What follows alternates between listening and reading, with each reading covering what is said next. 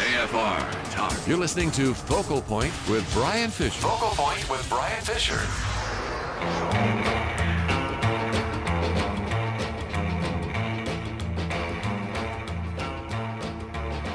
Hi, and welcome back to Focal Point AFR Talk. Brian Fisher is my name. Number to call if you want to join the conversation. A lot of fun stuff we've been talking about today. Just a terrific conversation with Josh Manley, a pastor in an Islamic country, granted land by the emir of that country, the sheikh of that country, to build an evangelical Bible-preaching church. It's just kind of a phenomenal thing, an opportunity for folks to get involved and help make that a reality.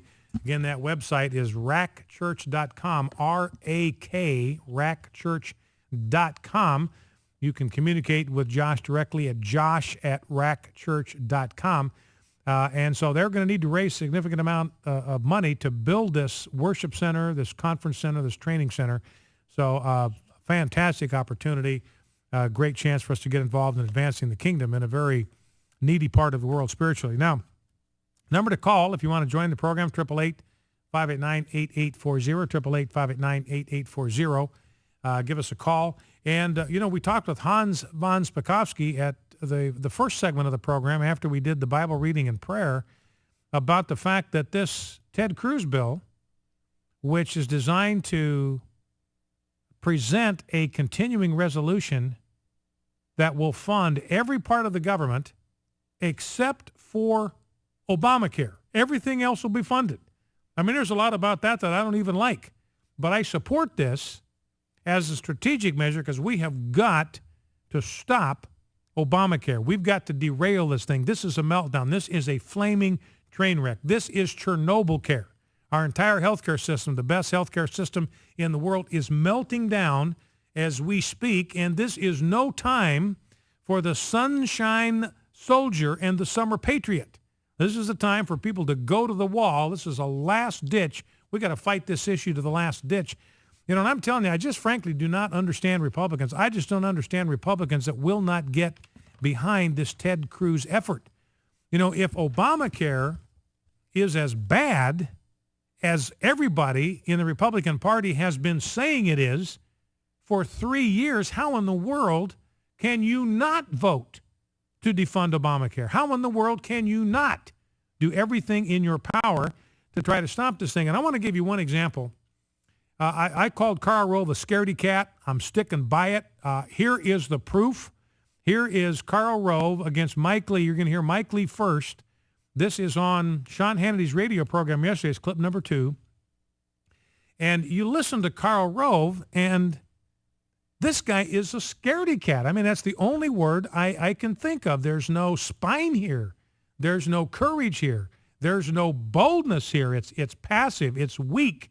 It's capitulating. It's all about making concessions. It's all about kind of cowering in a corner and hoping that we don't get blamed for doing the right thing for the country. And as I said when talking to Hans von Spakovsky, I do not see how in the world there is risk in this for the Republicans. The American people hate this bill. They want this bill gone. They want it repealed. They want something done about this bill. Overwhelmingly, majorities, every poll that's been taken. This thing gets more unpopular the longer things go and the more ugly things we find out about it. To me, it's just an absolute no-brainer, and it's just a fool that wouldn't see the opportunity. Anyway, before we go to the phones, here is Senator Mike Lee, who, along with Ted Cruz, spearheading this effort, talking with Karl Rove on Sean Hannity's program. This assumes that the Democrats are going to be scared of a shutdown. They aren't. They want it. They want it. They know what happened to us in 1995 when the government got shut down, and they would love to happen to it again. This is the one strategy the one tactic that might be able to guarantee that the Democrats pick up seats in the Congress in 2014. Senator? You mean to suggest that we're not going to fight and that we shouldn't fight simply because we're so afraid of being blamed for it? I mean, this is how we get into this mess. When we say, well, we're afraid that the other side's not going to cave, so we have to. So we cave, and we cave, and we cave, and we get Obamacare, and we get new entitlement programs that never go away. This is how we get into trouble. What we're dealing with here are the lives of individual Americans. 57% of all Americans believe that this law will make their family's health care situation worse, not better. And that statistic is getting worse all the time. And if we're complicit in funding this thing, if we don't do everything we can, even if we think that, yeah, there's a risk that the other side's going to try to blame something bad on us, then we're not serving the American people. Look, the fact remains, good politics follow good policy. Good policy here is to fight with everything in us, do everything we possibly can to stop Obamacare funding. So that's Mike Lee, and man, I'm with him. If you haven't signed that petition, don'tfundobamacare.com. Don'tfundobamacare.com. We sent out a release this morning. AFA, Tim Wildman, our president, sent out a press release under his auspices urging folks to get behind the effort to defund Obamacare. This thing is a disaster. It's a train wreck, according to Mike Baucus. And this press release was prepared before we found out that Obama had lifted the cap on out-of-pocket expenses for 2014. So you have unlimited exposure now, depending on your health insurance plan. You could have unlimited exposure next year, what you have to pay out of pocket. So it's just a disaster. I mean, it's just Chernobyl. And you got Karl Rove out there, and Mike Lee. This is how we get into trouble. We capitulate, we concede, we give ground, we get queasy, we're afraid we're going to get blamed. You know, and Mike Lee said, look, this is about the American people. You know, Karl Rove is thinking about the Republican Party. He's thinking about political success. He's thinking about having the Washington Post say wonderful things about him and the Republican Party. Mike Lee and Ted Cruz are not thinking about that. They are thinking about the American people. They are thinking about the future of this country, while Karl Rove is just wrapped up and consumed and obsessed with petty partisan politics. It's the Ted Cruzes and the Mike Lees and the Marsha Blackburns and the others that work on this that are thinking about what's best for this country. And it's working for Ted Cruz, by the way. This is not a political liability.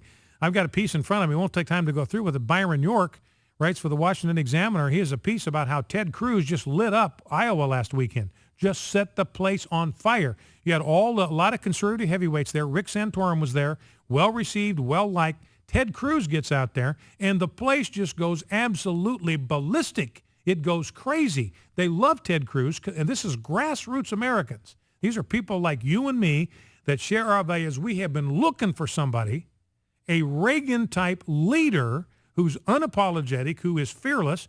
Well, and Iowa found them in Ted Cruz last week. That's the whole point of Byron York's piece. Well, let's go to the phones. Let's go to Dan in Grand Rapids City, South Dakota. Dan, welcome to Focal Point. Let me grab Dan. Let me bring you in here. There we go. Dan, Grand Rapids City, South Dakota. Welcome. What's on your mind? No, Rapid City, South Dakota. Rapid City. All right.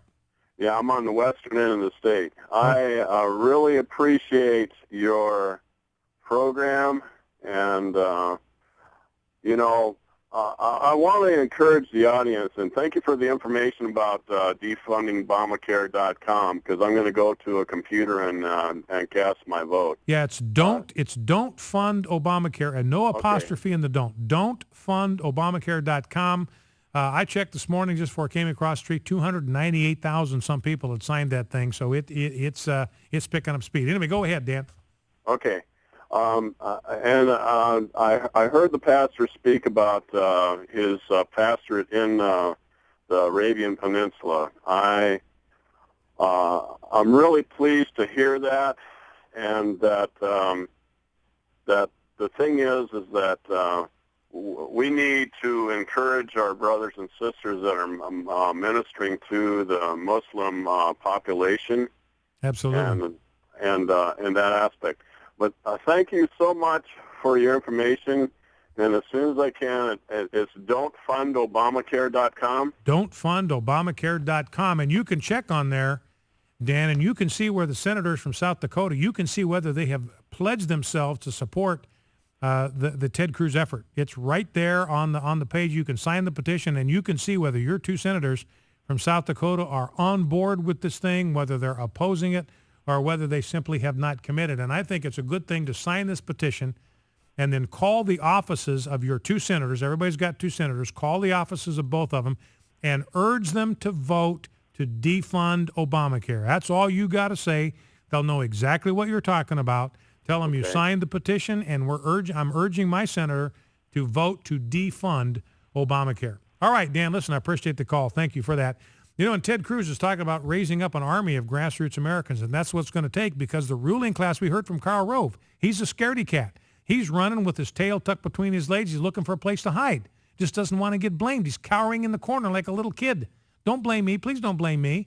I mean, it's just, Anyway, ruling class Republicans like Karl Rove, they're not fighters. They don't want to fight on this. You and I, we want to fight this, and we want somebody who will lead the fight. We're looking for a guy like David who's going to go out and take on the Goliaths with courage and boldness, and that's what you've got in the Ted Cruz, and he's looking for people to enlist in his army on this Obamacare deal, and here's an opportunity to do it. All right, let's go to Charles in Princeton, West Virginia.